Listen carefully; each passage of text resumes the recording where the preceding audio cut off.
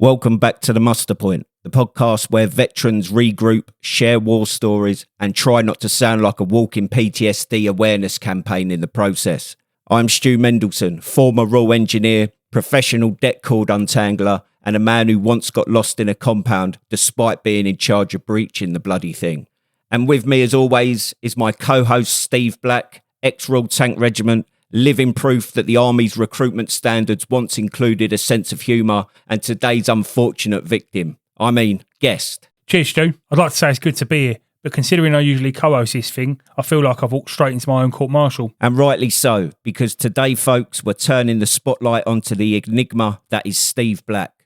From his days rumbling around in a tank to his current role as the Muster Point's admin nightmare, we're digging into the best, worst, and most baffling moments of his military career.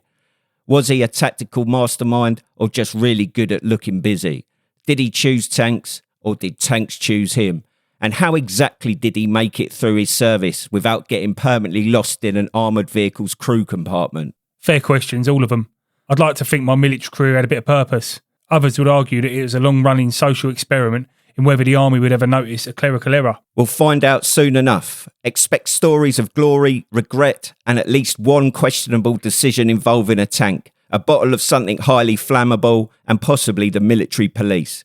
Plus, as always, we've got veterans news, listener questions, and in a shocking twist, I'll be giving Steve a military-themed quiz because if he fails, at least we'll have proof he was blagging it all along. This is the Muster Point, where the banter's relentless, the service records are questionable, and today, apparently, I'm the one in the firing line. Right, let's get on with it before Stu starts digging up my old charge sheets.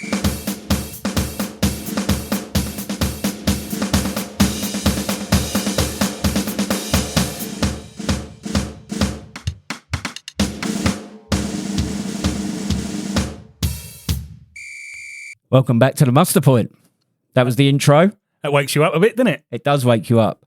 So this is episode 5. Did you think 5 episodes ago we would have got this far? No, I didn't actually. Speaking, I thought we'd have give up by now, but I quite enjoy it. I do quite enjoy it. I mean, we're sat here at 8:45 on a Tuesday evening in your dining room, living the dream. I started work at 5:30 this morning. Bloody hell, that's dedication. Still going. Do you hear that, listeners? Dedication from Steve. What have you been up to since the last time we done it? I probably drank about 18 cups of tea a day. Okay. A few bottles of water, a few bottles of Coke. So what has happened, actually? I'm trying to think the last time we done this was last Monday, wasn't it? So we've had two Muster Point breakfasts for me. Yeah, only one for you because you skived this morning, didn't you? I did, yeah, sorry. So, I mean, to be fair, the breakfast is going from success to success. Everyone seems to be enjoying it. The podcast, well, I don't think I could have wished for more. I mean, I'll send you some of the stats, and considering we've been going 4 weeks, it's incredible, isn't it? It is, yeah, and we're getting a lot of positive feedback, which I find really weird. I mean, who knows, this time next year, Steve, who knows where we'll be? We could be on Richard and Julie talking to Richard and Julie. Richard and that's not a thing anymore, is it? Isn't it? Well, Richard's still on Good Morning Britain with Susanna Reid, so maybe we can go on there. So where's Julie? Probably at home. Fair play. So what we got on today? Today's episode is all about the man, the myth, the legend that is Steve Black. We're going to interview him, see what he's all about. Are you looking forward to it, Steve? Can't wait. You sound so enthusiastic, didn't you? I will start with one thing. So you had a message off Smithy saying he was proposing to his wife. So I found out that 6 days later he'd finished proposing and she said yes. Well done, mate. And he's over the moon. So I think that's brilliant. What do you reckon? Yeah, fair play with him. I reckon he should get a round of applause for that. Yeah, a round of applause. Have I got that? Here we go. Well done, mate. Well done. And he said the invite is coming in the post. Oh, that's good. And he'd even shown let his missus listen to some of the episodes. So just a little bit of it. yeah, not all of it. Yeah, that bottle might slip out. And obviously we had Chizard on last week, didn't we? Yeah. He's why ain't he here now? Didn't want him here. Oh yeah, fair one. Yeah, we had no good feedback. No, to be fair, it's all negative feedback. Yeah. Raff Reg. Yeah. So I have had some feedback of somebody I work with, Terry Potter, and it goes back to the story of your Taliban gentleman friend that you and 4 blokes emptied magazines onto and missed. And he's told me to tell you that you must be a stormtrooper of Star Wars. I was a trooper, but I'm not a stormtrooper. Because obviously they're terrible shots. Well, aren't they? I've had some feedback as well of Creasy, because we were saying he's posh and he sounds like an officer.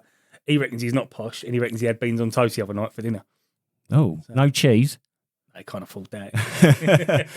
I'll tell you what, obviously you weren't there today at the breakfast and that, and Stu Chizzard had helped me set up. So all the old boys that have started listening to this podcast, like I guarantee their kids have had to show them how to use a smartphone and download whatever streaming service it is. But they were all letting Chizzard have it. Because do you remember last week when he got, if I may interject, gentlemen, they were all letting him have it. He took it well though. My missus reckons me and you should apologise to Stuttering Smithy. Why? She reckons we're bullying him. I think she should fuck off. Bullying? Yeah. But he loves it though. He does. So he loves to bottle up his arse as well. He does. Bear in mind, so obviously today we're interviewing you. I asked some of your old muckers from the tank regiment about any stitch-up stories, and Smithy was the only one that got back to me.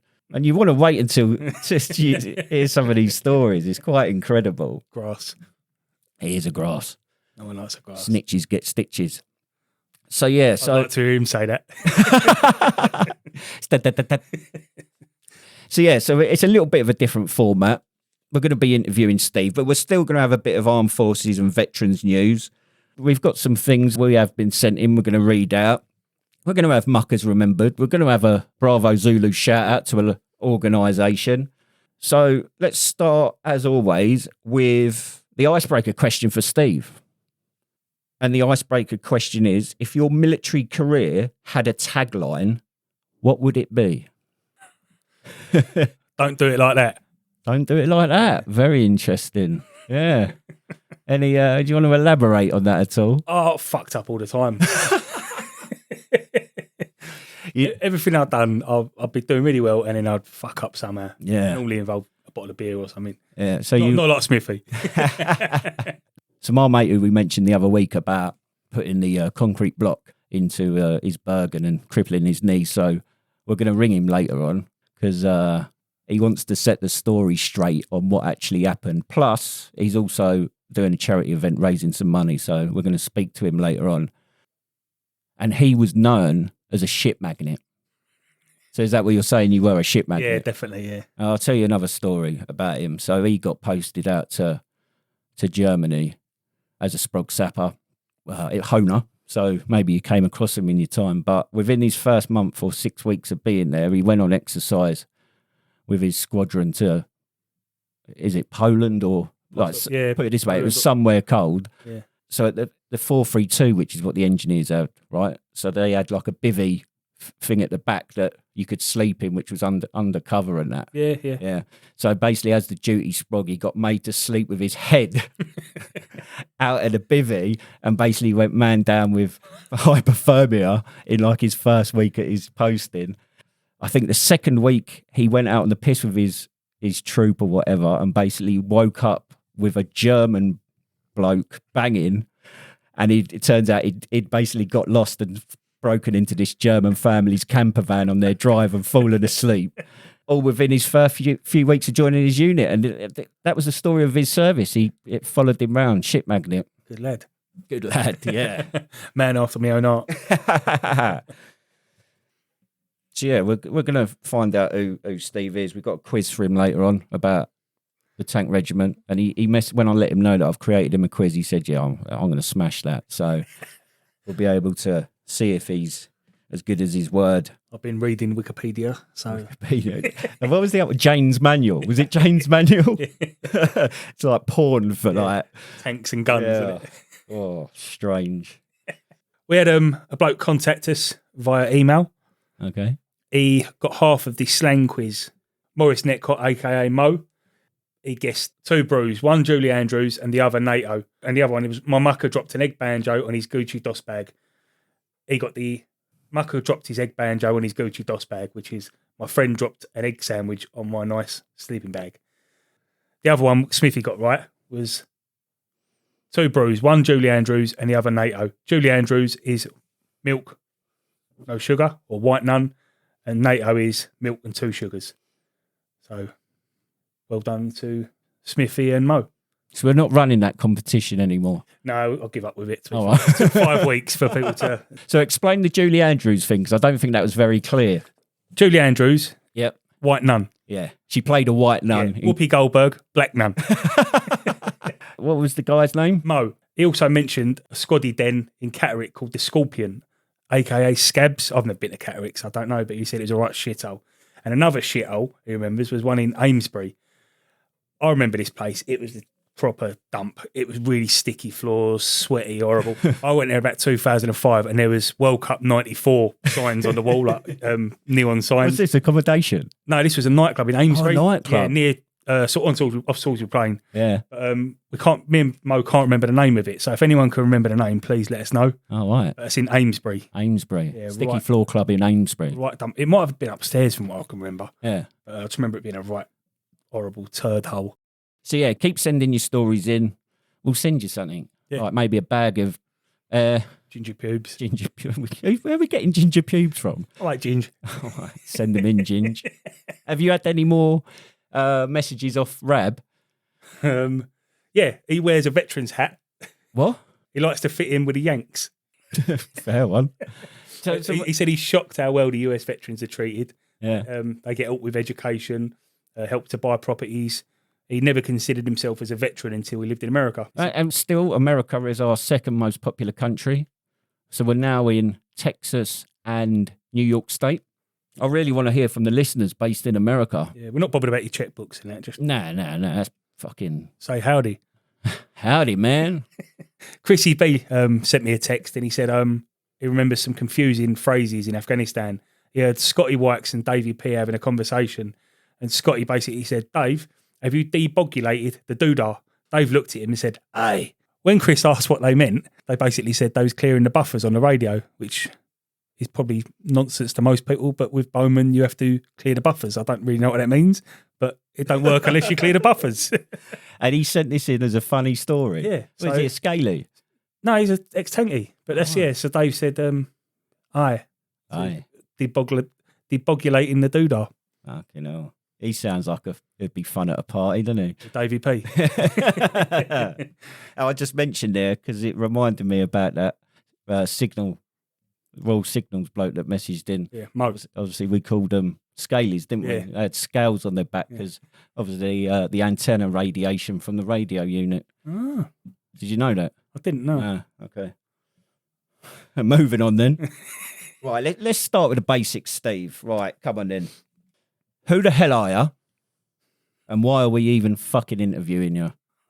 You know. Was that a bit brutal, was it? My name's Steve Black, and I'm co-founder of the Muster Point. Happy days. There we go. That would do, wouldn't it? So come on, where did it all start for you? See, I know what I know is you joined the Royal Tank Regiment at 16. Yep. Like, did you have family that served before that? What drew you to the armed forces? My dad was in the artillery. My granddad was in Royal Signals.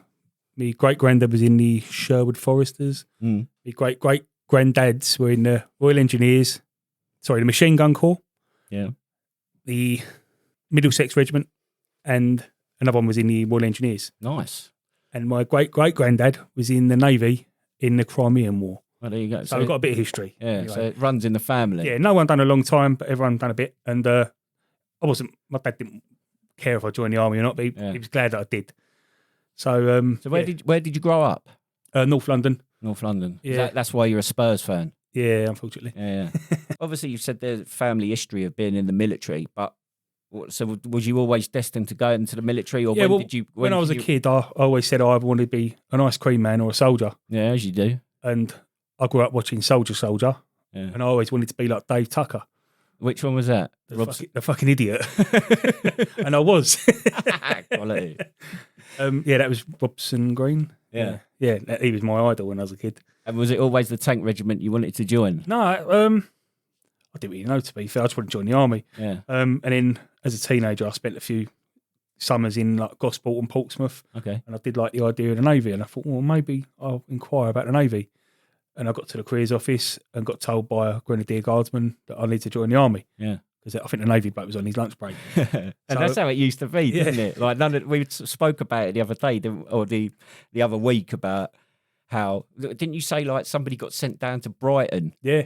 Because there's just everything's done online and there's just no physical recruitment offices. Back in the day when if the army bloke was on his lunch break, then you got sent. Well, I remember like he went come here and he sat me down. He put some videos on VHS, and I remember just Lynx helicopters, Challenger 1 probably, GPMGs, you know, just blokes running around shooting things. I thought, oh, that looks good. Yeah. So I thought, yeah, I do. And then I think it was called the barb test. Yeah, I remember that. Done that, and I did all right. That was like if glove is to hand, then hand is to. Yeah, it was really weird. Sort of thing, I don't know how it works, but I done really well anyway, and I got a big list of jobs. But I didn't finish my schooling. I didn't do my GCSEs. So, didn't you? Nah, so my dad wanted me to get a trade. He wanted me to join either the Royal Engineers or the REME. Yeah, it's not for everyone, though, is it? It's mate? not. But that didn't even come up. Said then he wanted me to join. In his day, it was the Royal Corps of Transport. Yeah. When I joined, it was the Royal Logistics Corps. But I didn't really like the idea of that, to be honest. Yeah, I sort of said I'll do that just to shut him up. Do you know what we used to call the RLC? Retards, lesbians, and Commonwealth. As was rejects last chance. So if you fail your tank driving test, you got sent to logistics. Here's your cat C, mate. Get driving. Yes. So I think my first choice was. He said to me, because I like the idea of tanks, and he said, "Well, your local regiment is the tank regiment, but you can either join one or two." And I said, "Well, what's the difference?" He said, "One wear gas masks, one don't." But he said, "I'm not sure what one's what." So pick a number. I went 2. Luckily, but 2 RTR was my local regiment. 1 RTR was from the northwest in Scotland. Okay. So I was glad I got 2 RTR. Yeah. I understand. So from recruitment office to day one, week one, I reckon 3 months. 3 months. Quick. Yeah, I went. Did you do that thing at Purbright, like the 3-day and that? 2 or 3 days, yeah. I remember because I got my training sort of schedule, if you like. I was never a very fit kid or nothing. I weren't into fitness. Apart from running away from the police, I was never a runner. I read it and it said, I think it's 50 press-ups in 2 minutes, 50 sit-ups in 2 minutes, and a mile and a half in, I think it was like 12 minutes because I was under 18, sorry. So I trained that every day. I'd done 50 press-ups, 50 sit-ups, and I run a mile and a half every single day. I've done it really well. Yeah. What they don't tell you is you're going to do a little bit more than that. So we went there the night before with all our assessments in the gym. They beasted us, you know, circuit training, up, down ropes, all this other stuff. So the next morning I've woke up aching, like really in a lot of pain. Yeah. I managed to scrape through. I don't know what I've got my time in, but I did pass the test anyway. I thought, because I was only 16 when I'd done my selection. I remember going in front of the medical. Yeah. Oh, yeah. And I remember, like, he went, take your clothes off. And I thought, I'm 16, I ain't fully haired. And I had to strip off, and this old man started playing with my balls. Yeah. And I remember he lied me down on the bed, and he's playing with my balls, and he's going, are they both there? And I'm thinking, like, you're the doctor, mate. It was the old cough and drop, wasn't it? And anyway, so he found my balls and made sure they was both there. That's all he was interested. Yeah. I wonder what he's doing now. Predatory. But he made me do some weird, like, I don't know, like hops, like frog, walking like a frog or something. Yeah. So I was like walking around. It was horrible though, anyway. And I remember like having a shower with these men. Again, like, you know, I've only just got a little bit of hair. And there's all these 20-year-old men, really old men, 20. It's funny though, because so the UK is like the only country in Europe, but one of like very few countries or civilized countries in the world that recruit children into their national army. It's 15 and 9 months, and it's something like that. Yeah, it's mad, isn't it? Yeah. And you saying that, it's like, it's a bit strange, isn't it? Yeah. Well, it's my nephew Freddie's birthday today. He's 14, and no disrespect to him, but he's a little boy still. To me, he's a little boy, and it's mad. Yeah. I just think a year older, you were naked doing frog jumps in front of some old doctor. Yeah. Maybe one day he'll be that lucky. You want to grow up to be Uncle Steve.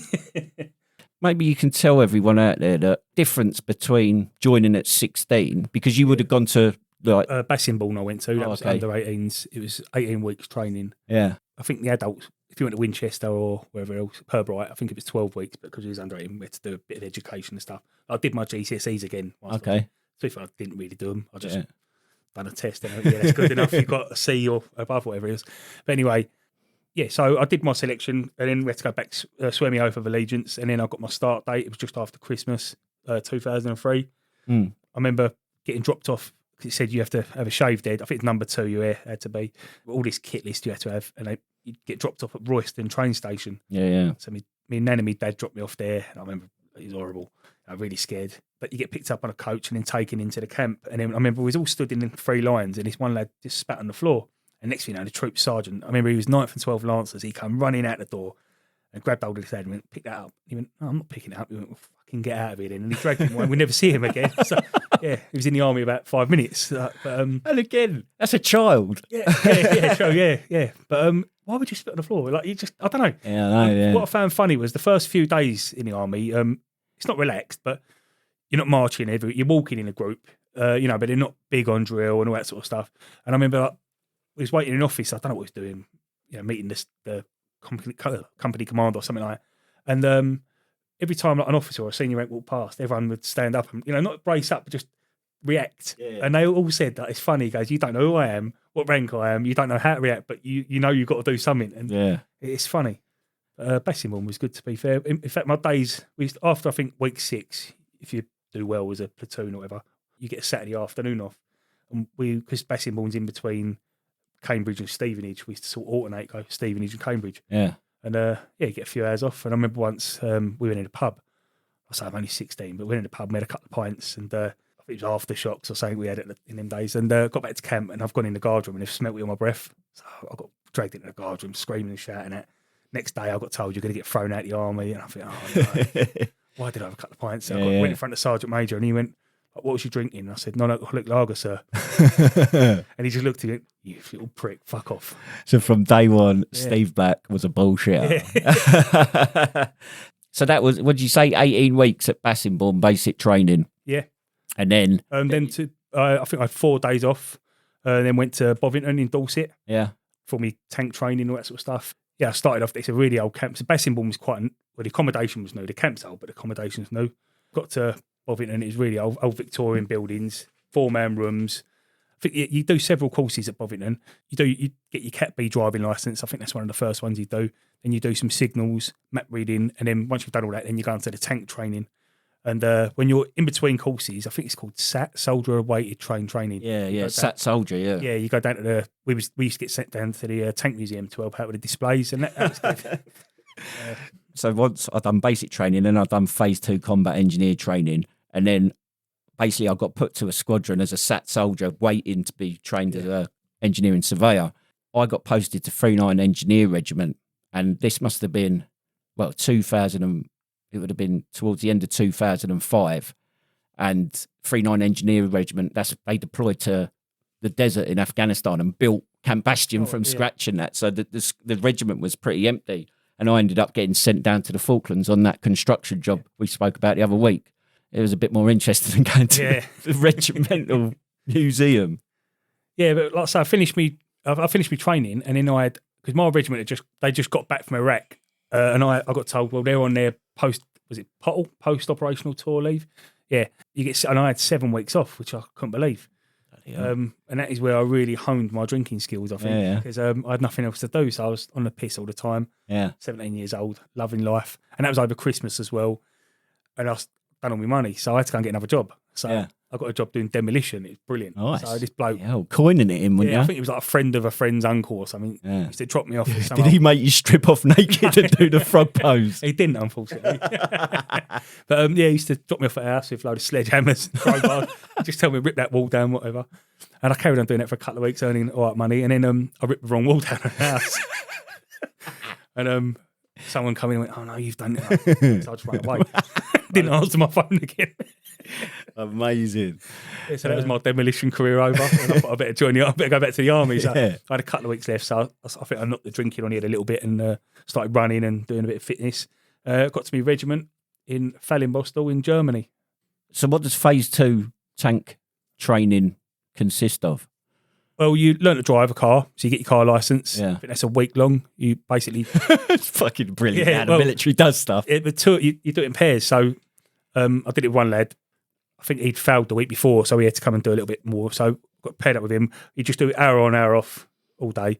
And then I got another bloke, my mate Dowie, who was one of my best mates in the army. We'd done a few days together. Then I think he passed his test. And then I went and done my test on a Friday morning, and I failed it. But then they said, look, you only failed it because you're parking a bit close to parked cars. We'll do the test again, and then we'll date it for Monday. Yeah. So, yeah, I failed it in the morning, passed it in the afternoon, and then officially passed my driving test on the Monday. Yeah. So, yeah, I got my driving test. Then from there, I went and done signals, which I think is a week or two, learning all about, it was Klansman at the time. Yeah. All how to set radios up, Batco, how to use Batco. And then once you finish that, you go into map reading. I think that was a week long. A bit more advanced map reading, what you do in your basic training.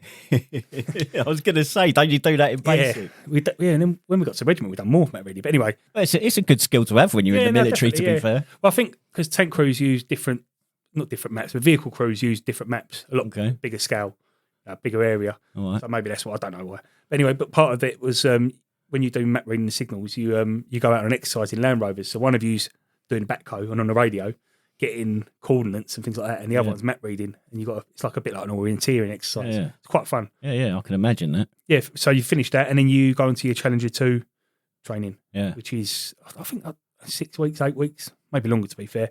A lot of it's classroom based. It's a lot about maintenance, and you start doing an apprenticeship. Yeah, their engineering apprenticeship. So how old was you at this point? 17. It's quite. I know it got mentioned last week, didn't it? I think both you and Chiz had said it. As much as we dig out the military, you do get to do some good shit. And at 17, it must have been quite... Driving a 70-ton tank. Yeah. It's brilliant. And you drive around Bovington, it's brilliant. You got all people watching you because it's like little viewing points. Yeah. And you're driving over what's called the Knife Edge, which is a massive pointed hill. Yeah. Drive over, that's quite an adrenaline buzz, really. Yeah, I can imagine. And the instructor trying to get us to stop on top and balance it. It's actually a lot easier than what you think. Yeah. But because obviously you can't see nothing. You could just see sky, and all of a sudden you go over and then you're looking at dirt. But to be fair, as a driver in a Challenger 2, you don't feel any bumps. No, I bet you don't. You can hit bumps hard. The turret crew get thrown about a bit. In that phase 2 training, do you just learn to be a driver, or do you do the... 95% of people learn to be a driver. And then a few get selected to be a gunner. I'm not sure if it's the better ones or not how they work. I don't know how they work it out. But a few do go and do gunnery. Because most people go and do the driving, it's better to go that way, I think. Yeah. Yeah, once you finish your driving, as you train, then you go to your unit. You get your date to go to your unit. As I said, I had 7 weeks off. Yeah. Is there any soldiering, as it were, or is it just pure tanks and that? Is there any sort of exercise? No, it's pure tanks. And then towards the end... you do this Mickey Mouse dismantling exercise where you start off. They've got a destroyed tank. There's like old targets everywhere. So what your mate was saying, the bivvy, we knew it as a basher, I think. Yeah. You set. It's like a tent. It's like a half a tent, really. Yeah. You start off in there. You have the night air, and all of a sudden, 2:00 in the morning, you get bugged out. And what's bug for those civilians out there? What's bugging out? Getting bumped. Yeah, you get attacked. So the enemy's found you. You hear bangs and bangs and crashes.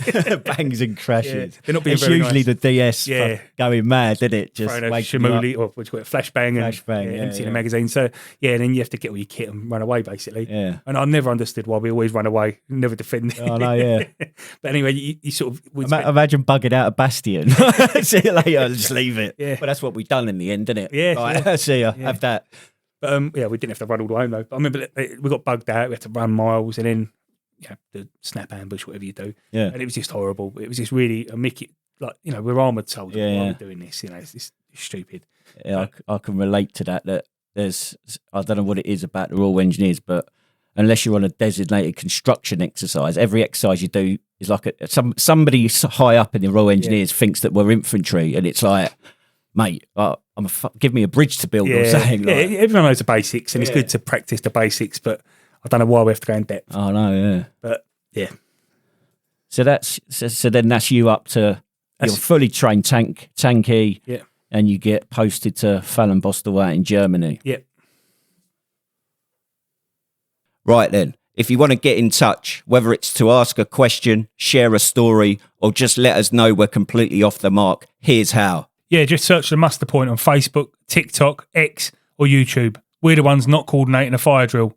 Honestly, if you're looking for an emergency evacuation plan, you're in the wrong place. Our only drill experience involves a dodgy multi-tool and a lot of swearing. If email's more your thing, you can reach us at Steve or Stu at themusterpoint.org.uk. Steve's inbox is where your serious question gets turned into a stand-up routine. Mine's where you go if you actually want an answer before 2030. To be fair, I do answer. I just like to keep expectations low. Makes it more exciting when I do eventually reply. It's like a reverse Christmas. And for those of you who prefer a more covert method of communication, we're on WhatsApp. The number's in our socials and show notes. Drop us a message, a voice note, or even some cryptic intel. Just keep it legal, yeah? Looking at you, our totally non-spy listeners in Russia and Iran. Yeah, we see you. Every week our stats remind us that some of our most dedicated fans are in places where podcasts are probably classified as state secrets. If you're listening to this from a secure underground bunker, send us a coded message. Maybe tap it in Morse code or hide it in a crossword puzzle. So there you go. Facebook, TikTok, X, YouTube, email, WhatsApp. Plenty of ways to reach us. Just please, no more questions about workplace safety protocols. We can barely coordinate this podcast, let alone an emergency response plan. And while you're at it, do us a favour. Share this episode right now. You never know, it might make its way onto an intelligence brief. So as I said, I've got some listener questions for you, Steve. They're not specifically for you, but I thought I'd use this opportunity to see what your answers are. So this is from my good mate Terry at work.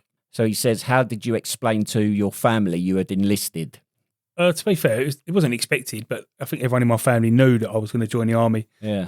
My parents pretty much give up on me at school because I never used to go to school. I was always getting excluded. Yeah. When I was going to school, I just bunked off.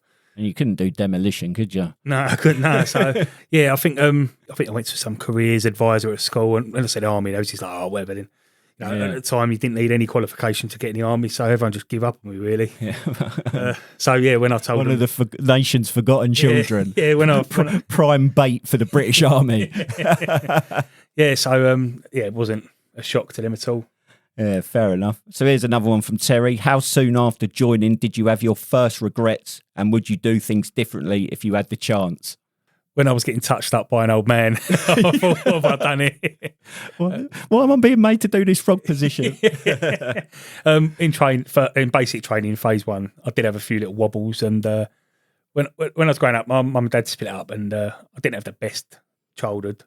My mum and dad got back together in the end, but anyway, my best friend at school, Stuart, his mum and dad. You've got a lot of Stuarts in your life, haven't you? His mum and dad, Tony and Eli, and they sort of took me under their wing, and they was like another mum and dad, if you like. Yeah. And Tony was a fireman, and he was a bit of a hero of mine, if you like, a giant of a man, proper gentleman. They used to actually live near Bassingbourne, and they moved away, and I used to go and spend a lot of time there.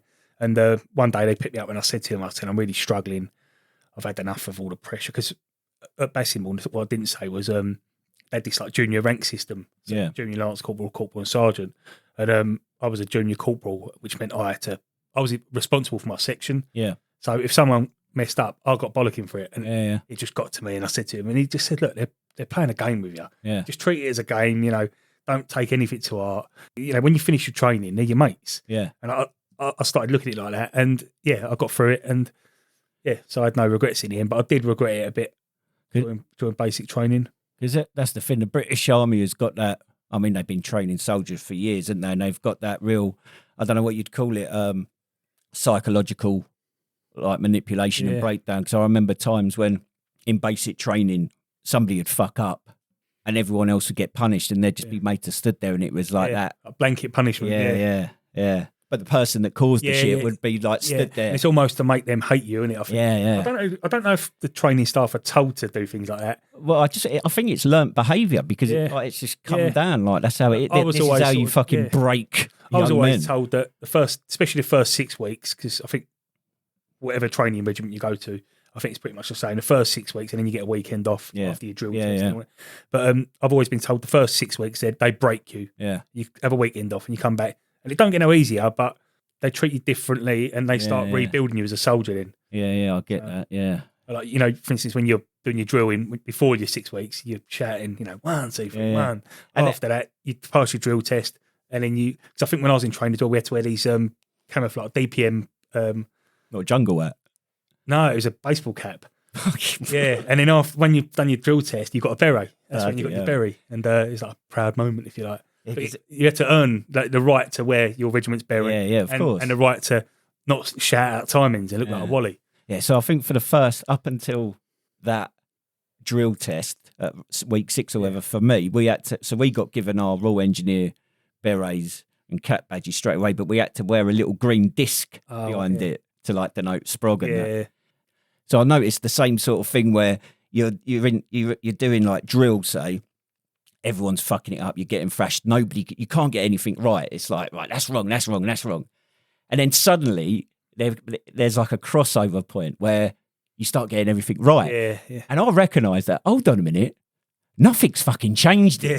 And it's like, this is a massive game. It's like, it's that thing of like, wrong, right.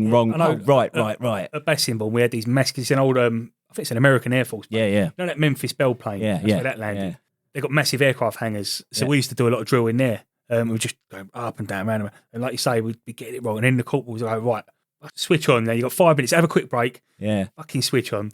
And then you do it again, and all of a sudden it's better. And I don't know, But nothing's changed. It's just a massive game, isn't it? Head fuck. Yeah, definitely. So one more question from Terry. It's a funny one. How easy is it to win a medal? Because I see an awful lot of ex-military in their dress uniform with about 87 medals pinned to their chest. I think you just got to be in at the right time. I didn't get any jubilees or anything like that. But I've got mates who've got 3 or 4 jubilees. Coronation. And obviously you get the Walter Mitty's, didn't you? So like, obviously everyone, the film is based on the film, innit? It's basically stolen valor, the Americans call it, didn't they? Pretending to be a veteran when you haven't even served, and they have like chests and racks you and can racks. Go on eBay and buy them. Yeah, exactly. Interestingly, so me and Chizard were discussing about medals and that, because I think civvies, like they see a chest of medals and it's like, oh yeah, it gives them a hard on and that. And I mean, I've only got my one Op Herrick medal. When I come out, I didn't wear it for ages because it was like shame and guilt and embarrassment and that. And it's like, well, I didn't choose that. I didn't choose when I got deployed. If I'd have been told to go somewhere, or I'd have gone. So it's only a record that you've been somewhere, isn't it? It doesn't mean. I know some people that served in the 90s, and they've got quite a few from the Yugoslavia wars and that, because it was almost like some of them were like almost collecting it. I know someone who, I think he went to Bosnia, and then from there he went North Macedonia, and then from there somewhere, and within like a 9-month period he had 3 medals. And that person did see a lot of stuff, but there's other people who didn't leave camp, for instance. You get the same medal, so it is a load of bollocks, really. Everyone gets the same medal. It's just more things to polish, isn't it? At the end of the day. Like I was always a bit ashamed to wear mine because of the Iraq one. For some reason, I was just embarrassed about that Iraq medal. But who's this? I don't know. I know there's I can't think of his name. Is it Simon Coulter? I don't know. I haven't seen him anymore, but he does. He used to like rant a lot on social media, and he had a military cross, and I think he sold it. Like he was like just raging against the machine. But I know a Chelsea pensioner, and he's got a medal. He's got it looks like Northern Ireland one. It's a general service medal. But he's got 5 or 6 bars on it, and I've never seen that many. He's got no room left. That's it. And they're from all different tours he's done. I'm not sure. I've never looked that closely, but I've never seen some with all them bars. But it's only one medal. And they're all different places, but because that's all they got in them days. One medal, and then they just got bars for all the other places. Well, there you go. There's some questions from Terry, and I've got some more questions for later on. So we're going to go into a bit of armed forces and veterans news in the theme of interviewing Steve. So for the last several years, there's been the Russia-Ukraine war. And since POTUS, know what POTUS stands for? No. President of the United States. So Mr. Trump, he came into office and said he's going to sort out the Russia-Ukraine war. And I know this week, so he met Keir Starmer, our Prime Minister, as he's basically committed, or it looks like British troops are going to be deployed on the ground in the Ukraine. What are your views on that? Like, I think, from what I've seen and read, and it looks like Trump's pretty much sold Ukraine threw him under the bus, sort of thing. I don't know why. I feel like he just wants to use Ukraine. They're on about doing this deal for minerals. Because that's the thing, isn't it? Because like Ukraine, I didn't realise this, but Ukraine's one of the most mineral-rich countries in the world. But I think Russia have also offered some of the land they've conquered, captured, whatever. They've offered that to America as well. It's mad, isn't it? So what do you reckon to Keir Starmer? Like saying that we're going to put troops on the ground, like, because we know that. I mean, when was the last time we were on the ground anywhere? I feel like war should have happened a few years ago. I think personally we should have just got it over and done with. Because I feel like it's coming. Today he's announced that he's up spending on military equipment and all that. Yeah. I think to 3%. I bet the MOD are loving that. Yeah, it's different spending it and it actually buying stuff that's needed. Yeah. But also Russia are going to be doing the same. And if this war stops, it's just going to become an arms race. I don't see why we should have to provide troops. We're not in Europe as such. We left the EU, and Europe hasn't done us any favours from leaving. And we've been one of the biggest supporters. Boris Johnson was one of the leading people to start off with. And so do you reckon the British in particular, I mean, let's talk about the tank regiment. Do you think the tank regiment have got the capability to deal with deploying to Ukraine? Well, when it all started, the tank regiment was actually in Estonia. Okay. Because I think they was out there for 11 months. I think it was. It was like a mega tour. Because they do like a 6-month tour. It's treated like an operational tour. Although they don't get a medal for it. They don't get paid any extra for it. But it's treated as an operational tour. And like I say, they was out there for months and months. And from what I've heard, it's horrible out there. It's really boring, really cold. The kit is, from what I understand, it's really good kit. It is well looked after. It is. They've got the parts. Not like when you're in Tidworth, you're waiting for parts all the time. They have. It's a bit more like Battis, if you like, I suppose. I think they're treated like a Battis. Yeah. I just don't think we've got. I say we ain't got enough equipment. I think Russia have made a bit of a fool of themselves, haven't they? Really? Yeah, of course they have. This is the thing. Russia are supposed to be a world superpower, and they've been kept at bay in the main part by some Ukrainian farmers. Yeah, I think what this does show, though, is, like I say, Russia's made a fool of itself, but it is still Russia, and I feel like Russia has to get a victory. I feel like I don't know what America are doing or Trump's doing, but I feel like he's giving him a victory in order for everyone to save face. But I don't think the Ukrainians are really getting that, really. It comes down to money, doesn't it? And that's the thing. Like Trump... Well, when he was in power last time, he threatened to pull out of NATO. Yeah. And Europe didn't really get that. I think they didn't take his bluff. And now he's back in and he's seen that not much has really changed. It's still America funding this war. Well, interestingly, so this is Russia's issue, and I'm not an expert on this Ukraine-Russia war, but I think it was back in the 90s, Clinton agreed that NATO wouldn't expand into countries. It was what it was, and it weren't going to, because the Russians were thinking, hold on a minute, NATO's creeping closer and closer to, like, these Eastern European bloc countries are signing up to NATO, and Russia felt threatened, and Clinton actually turned around and made an agreement at the time stating that NATO wouldn't expand any further, yet it still did. So almost Russia's like, well... But the Soviet Union collapsed, and yet NATO got stronger. So it's politicians for you, though, isn't it? And this is the thing, innit? And it's the talk of the money, because I didn't realise it wasn't until 2005, was it, that the UK had finished off paying the US for their involvement in World War II. Yeah.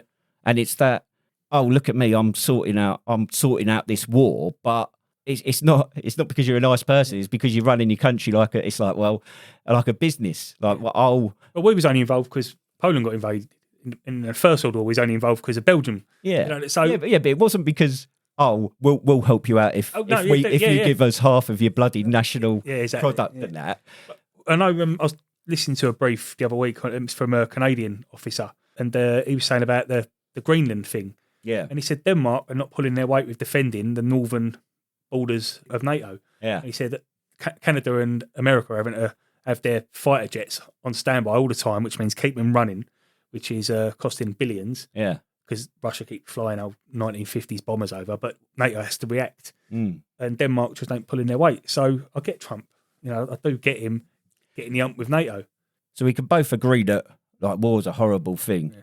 And when it all becomes about money and power, it's that saying, isn't it? When rich people fight wars with one another, poor people are the ones to die. Yeah. And I know, I don't know if I've shared it before, but when I was lying in Camp Bastion Hospital, it dawned on me that I was a number, not a name. I was another statistic. Yeah. And it pissed me off, like when us and the US pulled out of Afghanistan like that. And it was like, what was the point in all the mates I lost, you lost, all those injuries? What was it all for?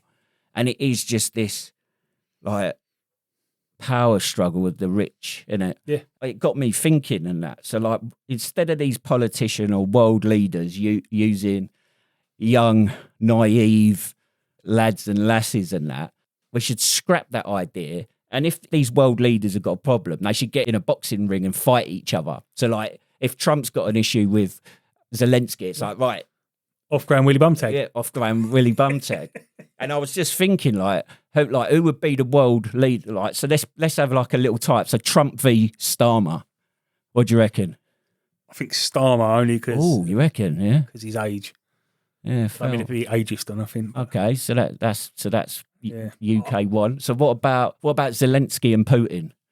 I mean, Putin's fucked. Putin. You reckon? Still, Well, ain't he ill? I don't know. He's still KGB. Yeah. The fight never leaves the dog, does it? But And Zelensky, for all he's like a hero now, but you know, he was originally a comedian on TV. Yeah. Like, but you don't know what his hobbies and stuff are. You know, what's his hobbies got to do with he anything? might like sword fighting. I don't know. So what about Starmer v Putin then? Putin, hopefully. Okay. Just imagine if the vote for Scottish independence. It wouldn't be a vote. It'd be, who was it at the time? Like bloody Boris Johnson v. What was her name? Sturgeon. What was that comedy thing? The Crankies. Yeah, fucking Crankies. That'd be it. But I think that'd be a better way of sorting out world issues and that. Yeah. Fuck sending young lads to war. Like, But the trouble is though, and I was guilty of it when this war in Ukraine really kicked off. I started buying shares in Boeing.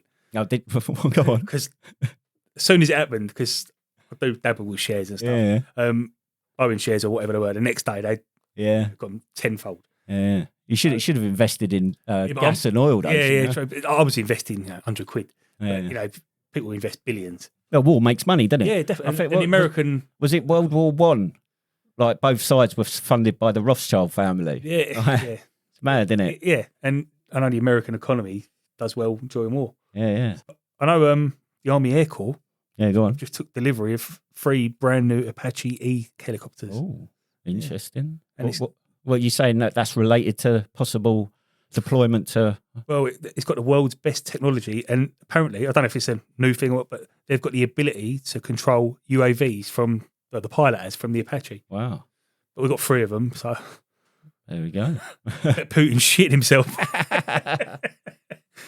So what else is there about? What you're saying about British troops on the ground? Another thing that crossed my mind was, you know, when all this was it 2013, 14, when the Russians, well, weren't Russians, were they supposedly, went into Crimea and that. Yeah. You had that Malaysian plane that got shot down. Yeah.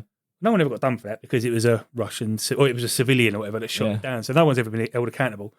If someone attacks a NATO country, then NATO responds. Well, it should do. That's But what happens if there's a no-fly zone and a British fighter jet gets shot down by someone in civilian clothing? You know, with no dog tags, no insignia. Yeah. But they're Russian. Everyone knows they're Russian, but they're not. You know, what happens then? That's why I don't like the idea of it. Yeah. But wasn't there a case where Russian rockets landed in Poland and killed a farmer, wasn't it? Yeah. It's like whether it was by accident or not. Like, that's an act of. And I've heard stories of blokes who was in the Balkans in the 90s, and not saying Russians and that were shooting each other, but it was very close, too close. But this is the thing. It's like these world leaders, these super rich, they pick and choose. Yeah. Because so us and the Yanks were happy to go into Afghanistan, rightly or wrongly so. We were happy to go into Iraq, rightly or wrongly so. But remember that ISIS thing, and like the UK public and the US public were war weary of seeing, obviously, the wars in Iraq and Afghanistan. And I remember a media story that Barack Obama spoke to, was it David Cameron, the then British Prime Minister, and said, we'll go into Syria and deal with ISIS like we have with Iraq and Afghanistan if you support us. And basically the decision was like, oh no, the British public and the US public aren't, I'm not going to get, as a politician, I'm not going to get support for that. So they decided not to do anything. And look what happened with that ISIS thing and the attacks that come out of that. And it's almost the same with Ukraine. I think we've spoke about it before, how the US would smash anyone. It wouldn't even blink twice about like flattening the Russians and that. Like, haven't they got like 48 odd aircraft carrier? Their pure size is ridiculous. And I just think that if they'd have gone in and dealt with it at the time, it's like it would have been sorted. And well, I don't get, why didn't NATO invade Ukraine from the other side, from the west? You know, meet in the middle. and just set up a border and go, right, you ain't crossing here. Well, like in Cyprus. Yeah. But what is the United Nations done? What is the point of it? Like, Well, yeah. Surely after this war and the Gaza thing that happened last year, surely the United Nations should be scrapped. It's just a waste of money in my opinion. What is the point of it? Yeah, I don't. They're on about this European military police force. Why not have the United Nations? Yeah. Surely that's what it's for. But It's like, yeah, we're signed up to the UN, but like, I'm not doing that. So, like, particularly someone like Trump, it's like, no, that ain't going to benefit. same with NATO. If a NATO country got attacked, pretty sure Britain would back them. But would every NATO country, these smaller countries? Technically, they're obligated to, aren't they? What happens if they don't? What is there like a supreme being that's going to go, like, you're naughty? Like, it's going to be like, no, fuck off. Yeah. Like, anything else you want to say about the Ukraine, Russia, and British forces going in there? It'd be good for the lads and lasses to get some tour medals under their belts. They're not going to get a Jubilee one. Have you? Some of them you got a medal for being on the King's coronation, didn't you? Oh, that's nice. Yeah. They might get one when he dies and William takes over. Yeah. Old Bill. All right, so that was a bit of armed forces news and Steve's bit of conversation on the current situation in Ukraine. Let's continue speaking about Steve's life and who he is. Let's find out a bit more, shall we? So you got posted to Fallon Bostel. Yep. Any funny stories, like turning up as a sprog at the unit? What happened? All the usual stuff, getting it sent to the stores and running around camp looking for silly things. And to be fair, life in Germany was brilliant. I got there January the 2nd, I think, or something. No, January the 9th, I think it was. And I remember it was like a foot of snow. It was freezing cold. Yeah.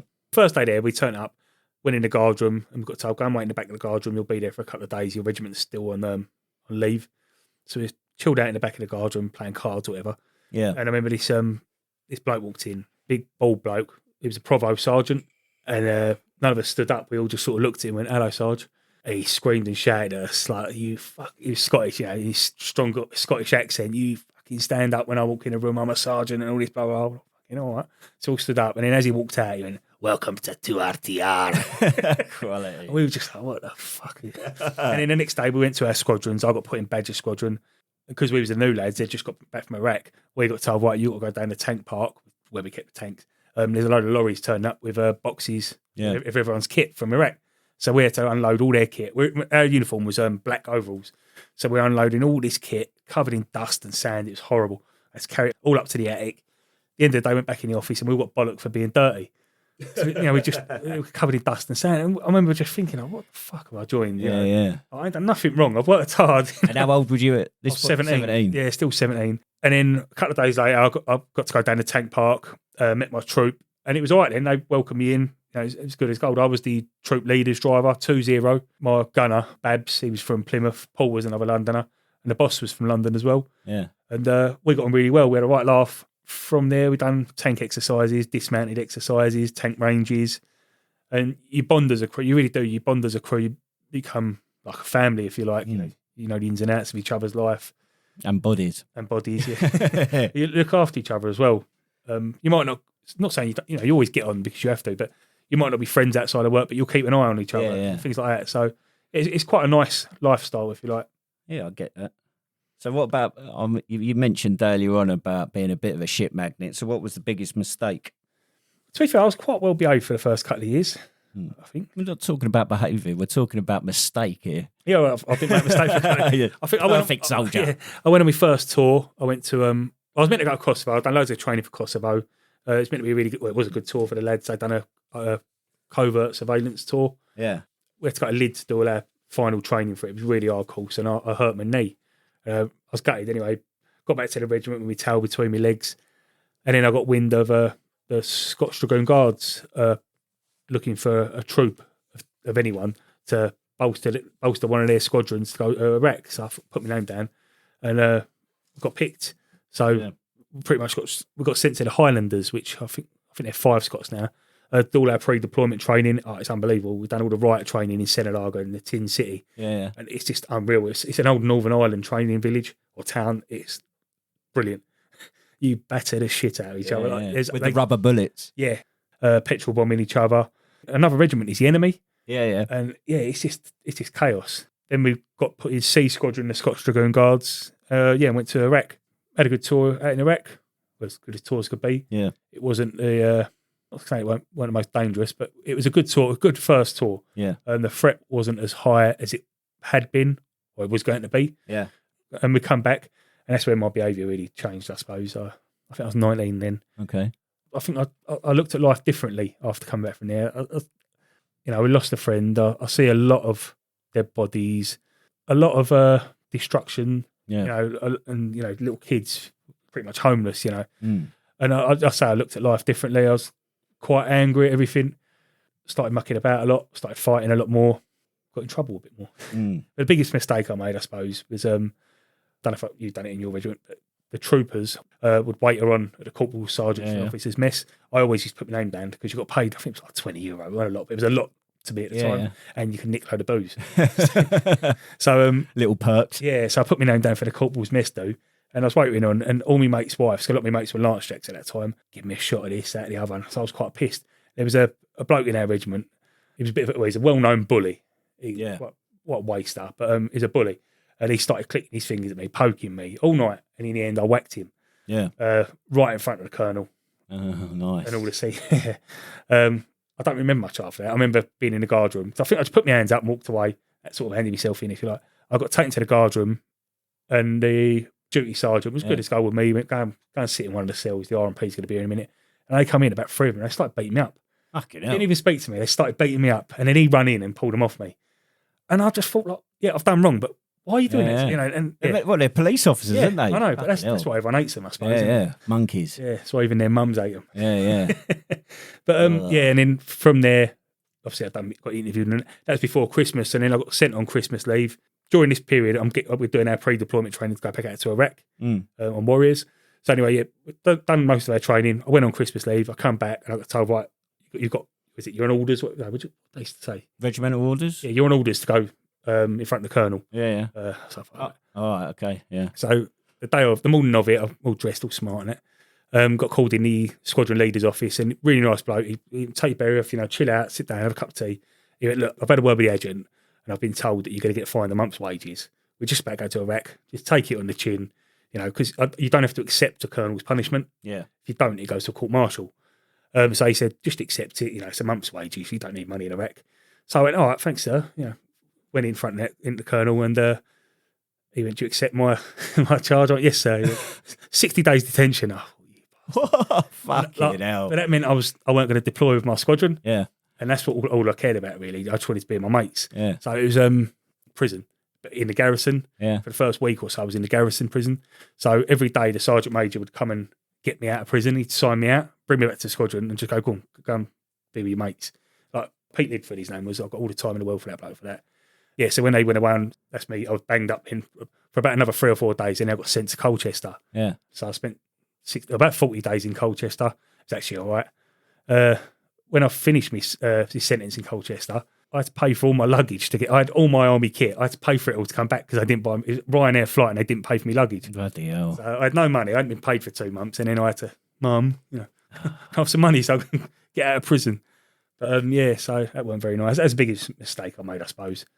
I don't regret it. So what we're saying, the biggest mistake was standing in front of the colonel and saying, "I accept your punishment." Whacking a full screw in front of the colonel. He fucking deserved it. Yeah, no, definitely. I don't regret doing it, but I regret doing it. In my regiment, there's 5 squadrons. Yeah. All the sergeant majors, I think, took me to one side when they see me and went, "Good lad, but you shouldn't have done it there." yeah, exactly. So the bloke that you whacked, did your paths cross again? Yeah, funny enough, when I Go on. that tour I done in Iraq, because when we went out to Iraq, my regiment then moved back to Tidworth. Yeah. So we never see Germany again. So we had our tour, and I had to come back a couple of weeks early because I got put on my gunnery course. Yeah. So I come back to Tidworth, and before I went on leave, I got told, got to go to Tidworth, got to go to the stores, get your key for your new room. Yeah. Went in the stores, it was him. He had to give me my room key. So I was like, oh, fuck's sakes. Right, so now more questions from another listener, a civvy, Dave Garley, my uncle Dave Garley. So Dave Garley was, James Garley is my best mate. Dave's his dad. So James and Dave come to both my basic training pass-off and my phase 2. None of my family come to my phase 2. They must have been busy, what an honour. So in phase 2, Royal Engineer training, you do a big display of explosions, bombs going off, and some watermanship and a beach assault. What's a watermanship? Watermanship is like your boats and that, so like your rigid I raiders. thought it was a ship called Waterman. Well, cockchafer. So anyway, we're lined up and we're in green kit, all camoed up and that, and we're all lined up ready to get our stable belts. That's it. So all the families come, so they're all sat watching this display under the the old big like a 10-man tent and that. Maybe it isn't. Maybe it was just a 10-man tent, 24 by 8 or something. Something like that. So anyway, they're all sat there, and then for the sort of presentation, they all stand up, and there's like a little mine taped off barrier taking their pictures and that. And my mate Jacko stood next to me, so I stood to attention, but you know, it's like you could talk out the side of your mouth sort of thing. And he goes, can you see that bloke still sat down reading the Sun newspaper? And you could just see him, like, as my Uncle Dave stood there, like, not giving a fuck about anything. Anyway, I got some questions from him. So he says, were you ever scared / terrified? Apart from doing that frog squat with the doctor. You know when people say, people who say they're not scared, they're lying. I don't ever remember being scared. I remember what I was scared of was getting captured. Yeah. And being paraded on the telly. That's what I didn't want my mum and dad to see. Head cut off with a rusty spoon. Yeah. And because at the time that had happened quite a lot in Iraq. It was the Ken Bigley thing and all that. It was horrific. And I wasn't bothered about getting my head cut off, if you like. I'd rather not. But I just didn't want my mum seeing it.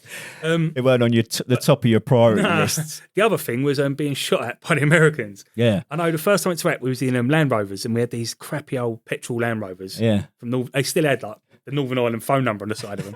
And one of them used to be renowned for backfiring. And we used to have to go past this American camp called Camp Booker. It's where they reckon ISIS started. It's a big prison. You just dreaded it because you knew the Americans were going to fire warning shots at you. Yeah. And their warning shots are either very accurate or very inaccurate. They tend to hit people. But I remember being quite scared then. Just more scared about how we're going to react. What do we do if we get shot by an American? Because a later time in my life, and was in Iraq, we was in Warriors, and we was giving the Iraqi army, is when they was rebuilding their army, was giving them tanks. Yeah. So our squadron's job was to meet this American convoy, and they was in Bradleys and Abram tanks, and they were bringing these T-55s and T-62 tanks down from Baghdad. And we got told, make sure you put loads of glow sticks on your Warriors. Yeah. Wave a Union Jack, because we don't want them shooting at us. And I was thought, what the fuck? Like, what is this all about? Yeah, and make sure you wear your DPM. Don't wear, because we had these tank overalls, which were just sandy colour. Wear DPM because we don't want them like risk. Like, there's no other enemy. Like all the militias wear dish dash, you know. Like, my Warrior looked like a Christmas tree. There were glow sticks everywhere. But I remember saying to the boss, because the boss you can't return fire. Me and the gunner, my right faults. We was just like between us, like. I was saying to him because I was the driver, make sure you fucking shoot back. Yeah. Mad, didn't it? Yeah, but I shouldn't have to be scared about my friends. But so what do they? It's blue on blue, isn't it? Friendly fire. Friendly fire. Fucking hell, bloody Americans, eh? But that was just the only thing that really scared me, if you like. Yeah. So here's another one from Dave. What is the food like? I eat anything. I mean, there was different. Obviously, when you was on camp, I mean, I think we were quite fortunate that Pay As You Dine hadn't come in. I know it's gone downhill lately. And then obviously when you're on exercise or on tour, you're on ration packs. Now when like those ration packs where you had biscuits brown, biscuits fruit, like a tin of pate, and it was what was the breakfast was oatmeal block. No, but sausage the corned beef ash. Oh, corned beef ash, Some blokes like that. It was absolutely disgusting. Bacon and beans. It was just a fat stringy bits of the bacon. And then you had one of the desserts was, what was it? Toffee pudding or something. Treacle pudding. And you couldn't, you'd boil it for 6 hours. We used to call it a trackpad because it was like a lump of rubber. Yeah. And then I remember, so by the time I got, probably the same for you in 2009 in Afghan, you got like the updated ration packs where you had like salad, like pasta salads and that. Yeah, you got a bag of mixed nuts and raisins, Oreos. Yeah, Oreos, that was it. I can't eat Oreos now because of that. Like, I don't like them. Well, apparently they're the only, well, not the only, but they don't melt. That's why we got them. Because before that, it was Yorkies. Well, yeah, because I thought the Yorkies were brilliant. Yeah. Remember back in the day, as a civvy, the Yorkie bars had not for women, didn't it? Yeah, they had not for girls, but the army ones had not for civvies. Yeah. But it was like a bit of a lottery because these ration packs must have been from like bloody the end of Second World War because you'd open up your Yorkie bar and it used to be white sometimes. Apparently all the fat goes to the surface.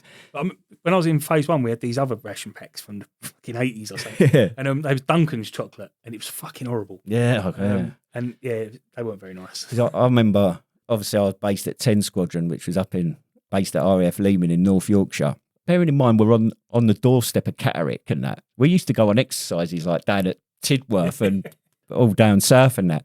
And you used to be on exercise for like, I don't know, 7 days, whatever, 2 weeks, and eating ration packs. And then on the coach on the way back, it used to stop off at a service station with a Burger King or a KFC, and all these blokes, well, me included, scranning down a Burger King. And like your guts would just be like in pain. You get back to the block and you just like have this massive shit, because obviously the ration packs are designed to block you up. That. Yeah, I remember like you wouldn't shit for about 3 days and then you give birth. Yeah, horrible. Yeah, not very nice. But yeah, those... I didn't mind the army. Like I say, in camp it was all right. And Basra Airport, I think it was. Well, but any camp in Iraq, the main camps are nice. And we spoke about Camp on Bastion. Yeah. But even the cookhouses are nice. Yeah. But yeah, I didn't mind the rations, to be quite honest. It's just when it's the same shit. Yeah, that's the thing, isn't it? Yeah, I remember the same menus. Menu A for 2-3 weeks. Because when we were down at Checkpoint Shamel Story, like we was on the flot, is it?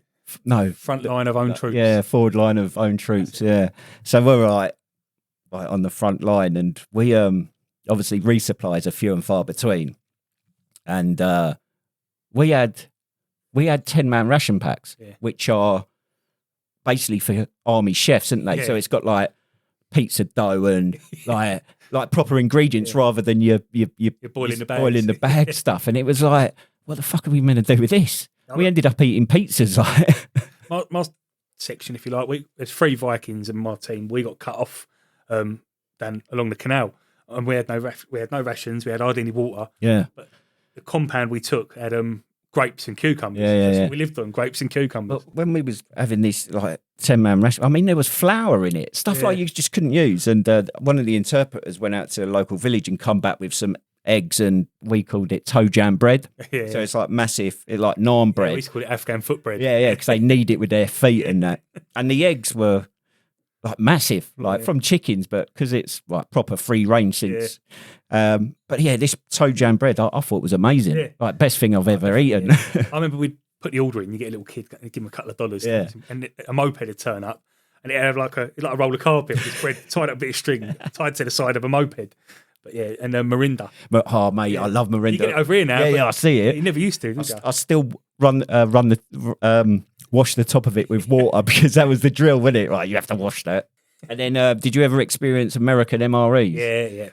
Yeah. So they get all the kit, don't they? When I was in Iraq, we used to make MRE bombs. Yeah. So they had the water heater. Yeah. Go on, explain that. It's like a plastic bag with like a little sachet in it. Basically, you pour water in. Yeah.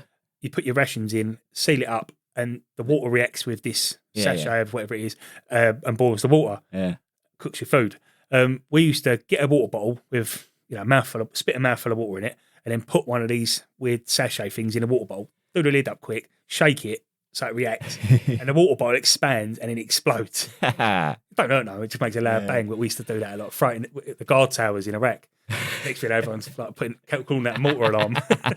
Because obviously, us Brits, we had to use hexi blocks, didn't we? Yeah. Like the old, like those white blocks of flammable. Yeah, I don't know what it is. Yeah, exactly. Yeah, hexamin. And you used to burn your fingers trying to get it lit, and then it was just horrendous, wasn't it? And I did hear stories of like, if you was out on exercise in Africa, like you'd throw hexi block at the kids as they were running along, and they'd be picking them up and eating it, and that, which I don't think's on. But but the Americans get everything, and I remember they had this like tube thing of, was it like that like sort of fake cheese, like soft cheese and jalapeno, and it was just like that, and sloppy Joe burgers. It was like fucking brilliant. Right. Cookies, they got all sorts of stuff. But one of their meals was like a ration pack. That 24-hour ration pack was about the same size as one of their meals. Yeah. And because I ended up getting a load of their MREs because the Yanks turned up down at Fob Shawcat. I heard that the Yanks love swapping stuff from British military kit. So I swapped my Royal Engineer stable belt for a full US Army uniform. And about 3 boxes of MREs. Like, I was a legend going, look what I've got, lads. Yeah, first time I went to Iraq was with the some airborne regiment, and we was with the 7th Armour Brigade, the Desert Rats. Yeah. And I managed to get a load of badges because I knew we was going with the Americans. I grabbed a load of like desert rat badges, and I remember swapping. I think I got a pair of Ray-Bans and loads of crap. Yeah, brilliant. Yeah. So one more question. Well, two more questions from Uncle Dave. What do you miss most? The brotherhood, really. Yeah. But that's like I say, we've got the muster point. We've all new. I've only known you 4.5 months. I know, yeah. And feels like years, doesn't it? Does, yeah. I don't know if that's a good thing or a bad thing, but even like the blokes, we talked to, like Michael, his ex-Green Jacket, was in Borneo, brought a big pack of photos in. And I feel like I've known him years. And George, I've all these blokes I've known years. I feel like I've known years. Yeah. We're all mates. And I meet up with my army mates quite a lot. I'm quite lucky that my regiment, we are quite, not local because it's down south, so it's a big area still, but there's big groups of us. Yeah. Whereas I know like your type of regiment, it's not a regional thing. So you're a lot more scattered. As an engineer, you'd get 3 or 5 year postings, I think it was. So you end up going all over the place. Whereas with the tank regiment and like infantry, so you get your posting and we know a lot of Royal Anglians from our area, and they're East Anglia. Yes, so it's completely different. Every regiment corps is so different. Yeah, but as you say, it is definitely the brotherhood, isn't it? Yeah, that's the only way, because it's not just the banter. I didn't want to say, I missed the banter. Yeah, it's more than that, isn't it? Definitely, like especially like some of my mates. My mate Dowie, I was on the same tank cruising for a few times. I just always got stuck with him. Yeah, and he done my nutting because he used to snore so loud, and I always got put in the same room as him when we was in Canada or when we was in the tank. The way the tank crews sleep in your bivvy, you normally sleep on top of the tank or in the tank, whatever, but you always sleep in an all-day, and that is driver, operator, gunner, sunray, dogs. Sunray's commander. It's dogs. So in the middle of the night, you know who's who. Yeah. And driver, operator. Dowie was my operator. He snores like a pig. But so I used to have to go, and he smokes. Are you having that, Dowie, are you? I used to go, Dowie, just go and have a fag, please. And we had like the big Tankie defenders. I put them on and I was really good at getting to sleep. I could get to sleep in like a minute. Yeah. And then he'd get in bed and that was it. Happy days. Right, one final question. Would you do it all again? Yeah, definitely. I don't regret getting out. I think I'd struggle to fit in a tank now. Yeah. But I'd definitely do it again. I loved it. Yeah, happy days. So we're moving on to the quiz I've generated for Steve, and he's just looked at me with a little side eye going, what's coming? He's got loads of paperwork in front of him, so I don't know whether he's printed off the entire content of Wikipedia. I just wrote answers down. Right, so this is Steve's quiz. Let's see how he gets on. Right, let's start off with an easy one. What's the official motto of the tank regiment? Fear naught. You sure? I'm sure. Okay. I've got multiple choice here. That's not on there. Right, go on. Right, the next one. Tanks are big, but which one is the biggest out of these? The Challenger 2, the Russian T-14 Armata, the Mouse, or Steve after a full English? I'm going to say the Mouse. Okay, we'll come to the answers at the end. So question number 3. In a tank, what's the bucket of instant sunshine? A bucket of instant. So again, it's multiple choice. So we've got a malfunctioning kettle, the main gun's high explosive round, a tanker's secret stash of morale boosting sweets, a very optimistic name for a fire extinguisher. They're sweets, I reckon. Okay. What's the main purpose of a tank loader? To operate the radios and load the gun. Okay. Which of these is not a real British tank? The Cromwell, the Chieftain, the Thunderbolt Mark 69, the Matilda. The Thunderbolt Mark 69. Okay. Number 6. What's the first rule of driving a tank? A. Don't stop for red lights. B. If it fits, it sits. C. If you can't see it, it doesn't exist. D. Avoid reversing over your own infantry, but only if someone's watching. Avoid running over your infantry. Question number 7. During exercises, what's the most important piece of kit to have? Your rifle, your helmet, a well-stocked rat pack, including extra biscuits brown, a laminated excuse note for why you're asleep in the driver's seat. I didn't like biscuit browns that much, so I'm going to say your rifle. No, question number 8. If your tank breaks down in the middle of a battle, what's the correct response? A, radio HQ and report it like a professional. B, get out and kick it while swearing. C, blame the Remy and demand an instant fix. D, turn the radio off and pretend you're dead. Yeah, D. Right, question number 9. What's the best way to impress an officer during parade? A, flawless drill movements. B, having a uniform that doesn't smell like last night's curry. C, not being caught sneaking in late. D, saluting with the wrong hand just to see if they notice. A. Finally, what's the true Tankie's approach to problem solving? A, precision, discipline and calculated tactics. B, close your eyes and floor it. C, apply explosive solutions liberally. D, deny responsibility, blame the infantry and go for a brew. D. And a bonus question. If you had to name your own tank, what would it be called? The Tank. Right, so let's see how he did. As you can tell, that was a bit of a funny quiz, wasn't it? And you was expecting something serious. I was reading Wikipedia all day. I don't know whether you're looking, because you're looking at me thinking, I don't know whether you're disappointed or you're like, I'm gutted. Yeah. So let's look at the real question. So the tanks are big, but which one's the biggest? You said the Mouse. You'd be correct. This one, the bucket of instant sunshine, the main gun's high explosive round. Oh, I've never heard of it. Be good if other tankies can. Yeah. Which is not the real British tank. Yeah, you got that correct. The Thunderbolt Mark 69. I like this one. If your tank breaks down in the middle of a battle, what's the correct response? And the answer here is blame the Remy and demand an instant fix. Oh, it was a bit of a fun quiz, wasn't it? I mean, you tricked me. I did, didn't I? Yeah.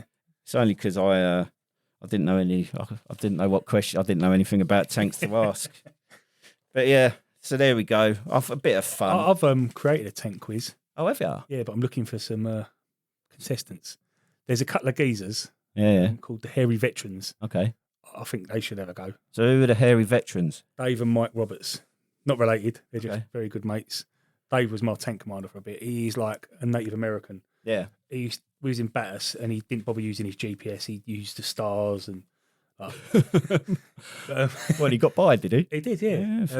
Yeah, really, really great tank commander. But yeah, they're both good blokes, and they. So where does what do you call them? The Hairy Veterans. They're on a Facebook group. They've got a group on Facebook. Yeah, they do a lot of history stuff. They do a lot of charity walks. Well, can we reach out to them? Can we? Yeah, I'm mates with them. See what they say. I think Mike likes our videos sometimes, so yeah, that's good. I think we should challenge them. See who's the best tanky. I like it. So that was the quiz, and I think we should give Steve a round of applause. It's always the same audience, isn't it? Yeah, they're regulars. I've been saving this for you, so I've got a sound effect for you. All right. And I want you to listen to it and tell me what it is. Right, you ready? Yep. You fucking should do. That's my mate Cheats. He sounds like a character. He is, yeah, he needs to come on. Should we listen to it one more time? Yeah, come on. You fucking should do. Oh, Cheeks, we want to hear more from you, mate. I was in France with him a couple of years ago, and when we was on the Eurotunnel coming back, I'd had enough of him. I was hurting from laughter. My ribs, my stomach, everything. I had to get out of the car and walk to the train. I had to get away from him because I was in so much pain from laughing. Quality. So, we want more of that from him. Sounds good. And I'll say, we haven't heard from Scarce, Twinny. Nah. He's gone quiet. Radio silence. Right, so I reached out to some of your mates that you serve with, let them know that we were interviewing Steve Black, the man, the myth, the legend, and the only person that got back to me is Stuttering Smithy. And I don't know what to make of this. I'll go into my reasons why after, but what's he said? So he's got a few stories. When he got to Germany, Steve was one of the first people he met. He was one of the lads who was helping out with my initiation night, where 6 of us drank an absolute revolting yard glass. Smithy's was a mixture of beer, piss, pubes, and toilet duck. And I remember being told I drank Steve's piss. He goes on to say, after Telic, I moved into the same corridor as Steve. He would randomly come by and make the Gareth Gates stutter noise from Bo Selector. Do you want to give us an example of that? I don't know. We need to get him to do it. He then goes on to say Steve shot me once with an air gun because he thought I glued his water bottle shut. You don't remember any of this? Sorry, mate. Oh. So he then says, like, you both did try to fuck each other over. Once or twice, Steve would knock on my door and ask to watch the Mighty Boosh with him naked. He just do. You're looking at me completely blank. Is he making this up? He's lying, yeah. Prove it. Steve was involved in the famous Bottlegate on Castle Martin Ranges. Best birthday I ever had. On the same range package, Steve pissed on me when the fume extractor on his Challenger 2 failed and the turret crew were gassed out. Yeah, I was unconscious. Oh, yeah. So Steve passed out. Running over to help, I grabbed Steve's leg to help pull him down. It was wet and warm from his piss. Steve would regularly go to the Scoff House, or we would go for a drink in the hub at Tidworth with his pet snake in his coat or wrapped around his neck. In a regiment full of characters, he was a proper character and a good bloke. Oh, cheers, Smithy, mate. So firstly, tell us about this snake. You know, like the long reptiles with no legs. Oh, yeah. It's one of them ones. Yeah, okay. I think I was pissed and I thought I'd buy a snake. Yeah. That was in 2008 and I've still got him. Yeah. Pete the Python. Pete the Yeah, he was Python. about a foot long when I got him, but I used to wear him either in my jacket. Yeah. I put him around my neck. He used to sit around my neck, probably like the warmth. Yeah. And I remember the barmaid didn't even notice. She thought I had a necklace on and she screamed one day. She went, I thought you just wear that as like a necklace. She didn't realise it was real. Yeah, I was taking an effie. Yeah. But you know, the one thing I took out of this, to be fair, Steve, is like this guy has been basically pissed on you or been involved with your bodily fluids on multiple occasions, been abused by you, and he ends with, he's a good bloke. Like, that's an incredible and only sort of friendship you can have in the military. Like, this man pissed on me and abused me, but I love him. Yeah. So I think you've done I think you're a good bloke, Steve, to be fair. Like, I've got the Smithy seal of approval. The Smithy seal of approval. So tell us about this incident where you got passed out and poor Smithy got covered in your piss again. Well, I was a loader in a tank, and to save money, I think the army got this thing. So instead of using 120mm ammunition, we inserted this thing, and it used a 50 cal bullet. I think it was more just to get the commander and the gunner communicating or training their communication skills. So I loaded the gun. We probably fired 3 or 4 rounds, and then the next thing, I woke up on the floor next to the tank with exhaust on my face. Yeah. And basically, the fume extractor had packed up, and you got gassed. I got toxicity poisoning. Yeah. And apparently, my commander looked at me and he goes, "Are you all right?" And I went, "No, I'm fucked." The next thing, I fell on the floor, collapsed. Loads of them had to get me out of the turret. Yeah. Yeah, and then put me on the floor. But you're not exactly a small bloke either, Steve. Even when I weren't a fat kid, I was still a big bloke. Like, and they got me out of the tank. And apparently, like, they was all in the burger tent, because we always had a burger tent. And as you do. Like, medic. I was like, fucking hell. Oh, it's Blackie, fuck you. But anyway, they laid me on the floor next to the tank with the exhaust like blowing on my face, nice bit of fresh air. But I was unconscious for about 15 minutes.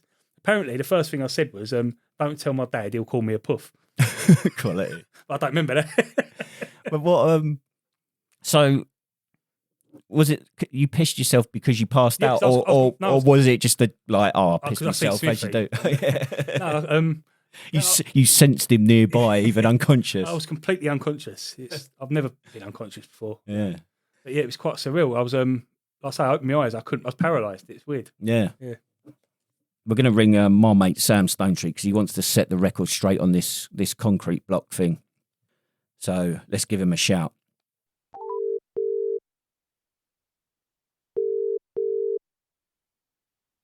Hello. How you doing? I'm all right. How are you? I'm not bad. So we're recording. You're recording right now? We're recording right now.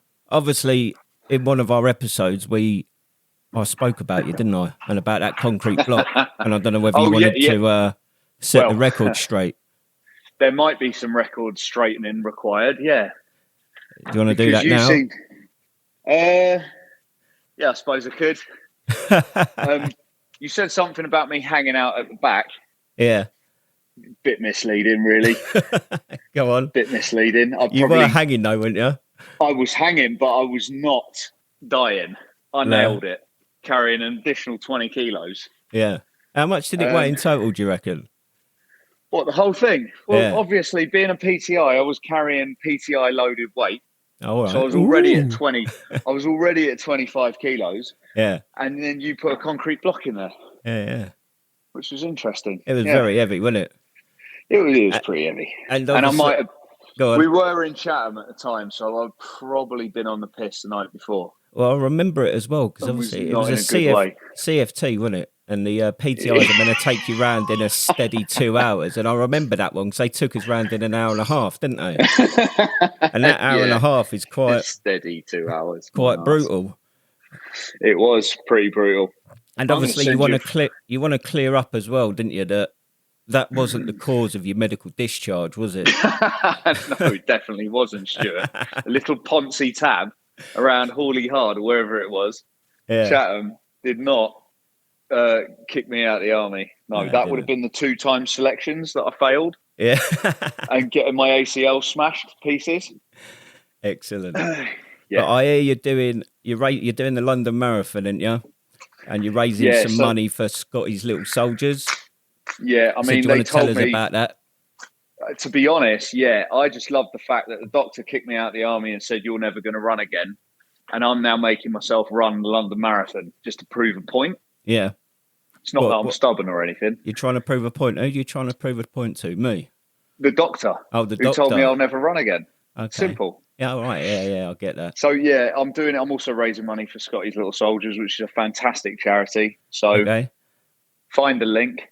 Yeah, I'll put the link in the put the link on something. I'll send it over to you. Yeah, cool. Yeah, well, because I'm literally smashing myself daily on this. I've done about 49 miles in the past week and a half.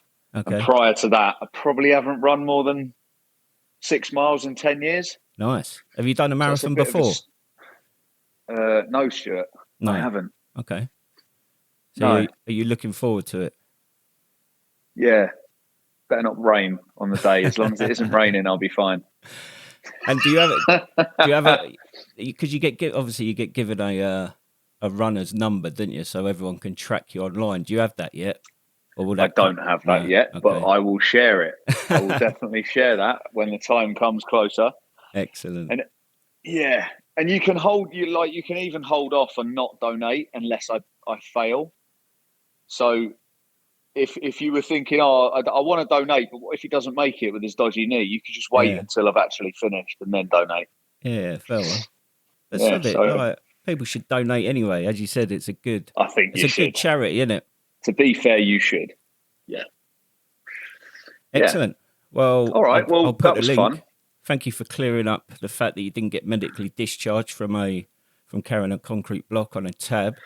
No, but I might have a word with a lawyer and see if there's a claim in there, in case it did happen that way. No blame, no claim. Exactly. All right, mate. Well, right, so I'm going to get back to my building site, mate. Yeah, you do that. And good luck with the training. Good luck with the marathon. And we'll get you back on properly again sometime. Oh, bless you. I look forward to listening to it. Cheers, mate. Catch you later. Cheers, mate. Bye-bye. So that was Sam clearing up that he didn't get medically discharged for carrying a concrete block. What do you reckon to that, Steve? Bullshit, yeah. Now, fair play to him for wanting to ruin his legs. Yeah. What was he going on about? My PTI weight? It's like, fucking hell, mate. I thought PTIs normally put a pillow in their, exactly. in their Bergen. Yeah. A bottle of fake tan. Oh, yeah, he loved the sunbed, that boy, didn't you, Sam?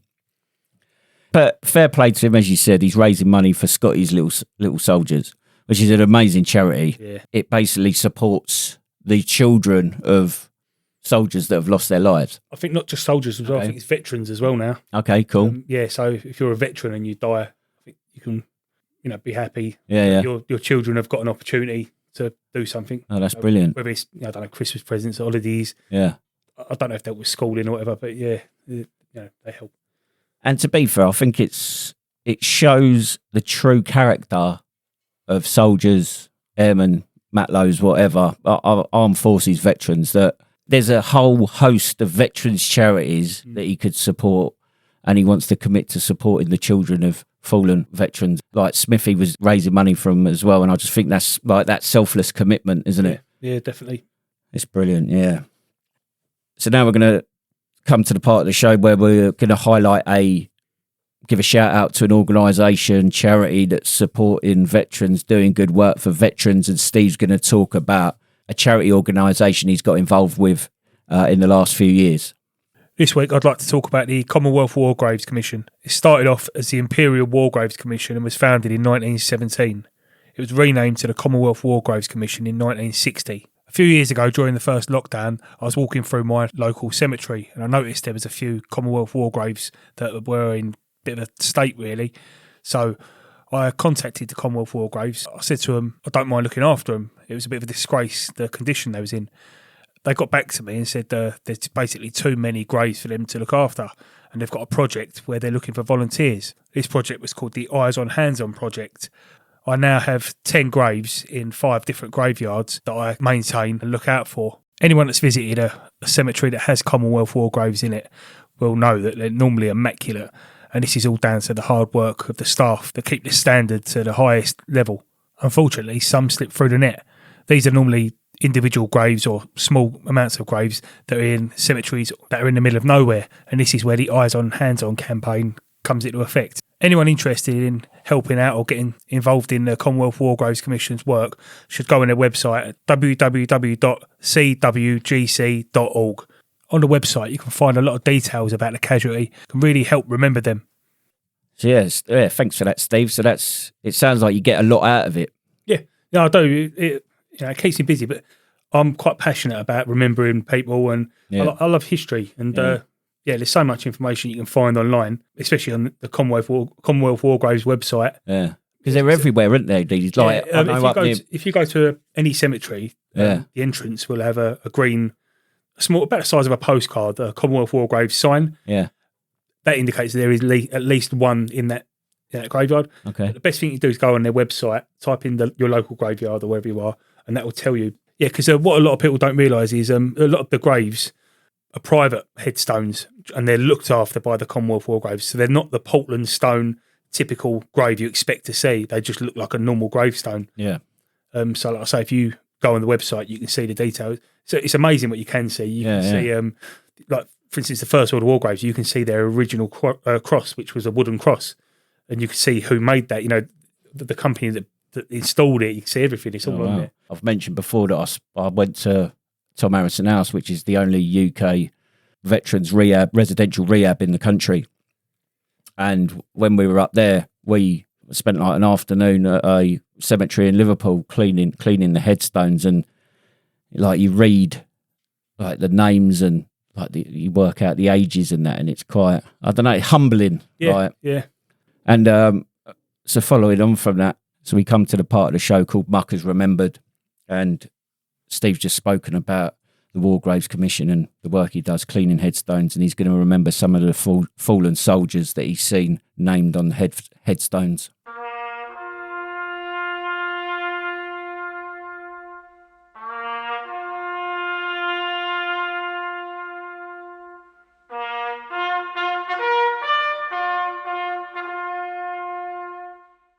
Two of the graves that I maintain died around this time of year. One of them is Private Robert Stanley Bird. His service number was 160850, and he was in the Labour Corps. He died on the 22nd of February 1919, and he was aged 20. He was single and originally from Suffolk. He's buried in Offley near Hitchin. I don't believe he has any relatives.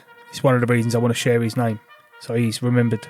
The other casualty is Lance Corporal John Charlton. His service number was 86232, and he was in the Royal Army Medical Corps. He died on the 28th of February 1919. He was 28 years old and originally from Northumberland. He was wounded in France and left behind his wife Nellie and son Harold. We will remember them.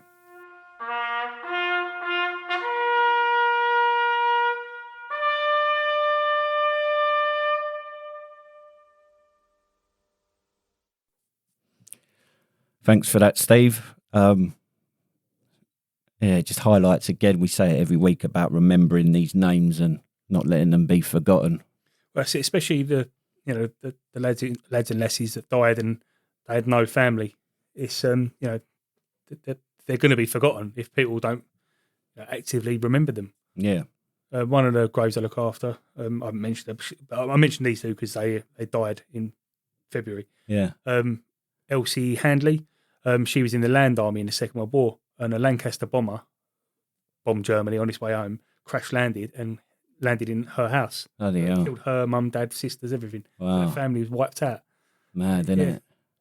But yeah, it's so good. And as I said, I'll put the link to the Commonwealth War Graves website. Like, for me, I look after 10 graves, and they are like my muckers. It's weird. When I go there, I say hello to them. I've found out quite a lot about them. So to me, they are my muckers. Yeah. And I know other people. Shane from the Biggleswade Breakfast Club, he looks after some in his local church, and I think he treats them like their friends as well. Yeah, yeah. No, it's good. It's good. And as I said, I'll put the link in the description. So we're almost at the end. What have we spoken about today, Steve? Me pissing on Smithy. Yeah, that's been a running theme, isn't it? Smithy drinking my piss. Yeah. We've done the quiz, which was a bit of a. I think it was friendly. I know you were a bit disappointed because you wanted to test your knowledge and that. And we found out. I've found out a lot more about you, like where it all started. Some funny stories, some shit stories, some regrettable stories. We've had some listener questions that Steve's kindly answered. Obviously, Sam Stonestreet's put the record straight on the concrete block incident. Did I mention about 5 Ed winning the training area contest? Pass. I don't know. Well, mention it again. If we didn't, well done, 5 Ed. Good mate of mine. Yeah. Why is he called 5 Ed? He's got a massive forehead. Yeah. And a gammy. Is this the bloke with a gammy arm? That's the one. Yeah. Rides motorbikes. How does he ride motorbikes with a gammy arm? Crazily. He builds motorbikes as well. It's does he? His hobby. Yeah.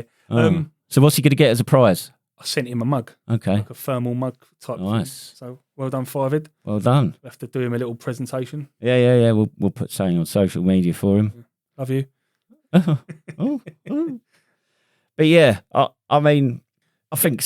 Go on. Get involved in these. Well, don't have to get in. You don't have to. In fact, get involved in these.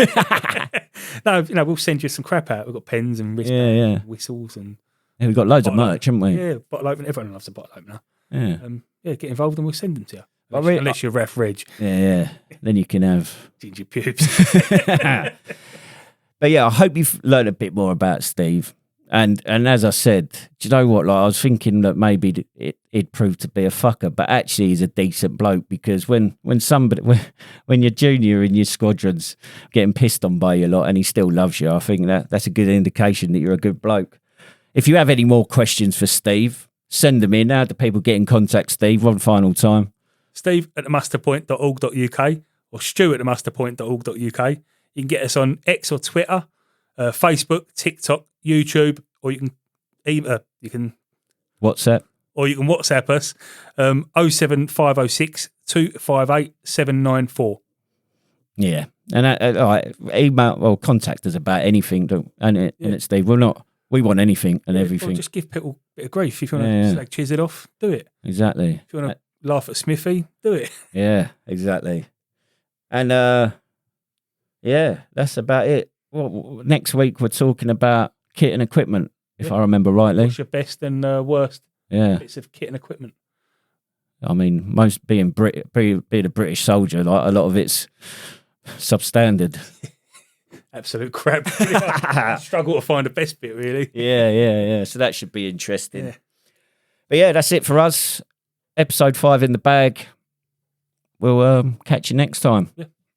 All right, before we wrap this up, we want to hear from you. This podcast isn't just about us exposing Steve's questionable career choices. It's about bringing veterans together, sharing stories, and proving that even the biggest admin errors can find purpose after service. Speaking of questionable decisions, we want to know, what's the biggest, how the hell did I get away with that moment from your time in uniform? Whether it was an escape from an unwanted duty, a creative approach to getting out of PT, or a completely avoidable near miss that somehow becomes someone else's problem, we want to hear it. You can get in touch with us on social media. Find us on Facebook at The Muster Point Veterans, X at The Muster Point, TikTok at The Muster Point, and YouTube at the Muster Point Veterans.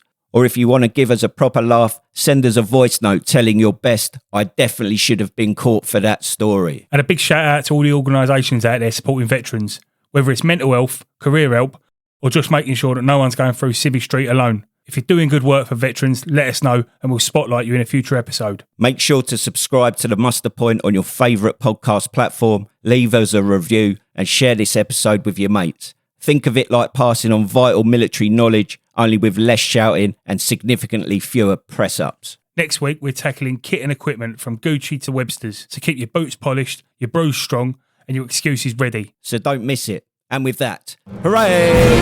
Fall out! You heard him. See you next week.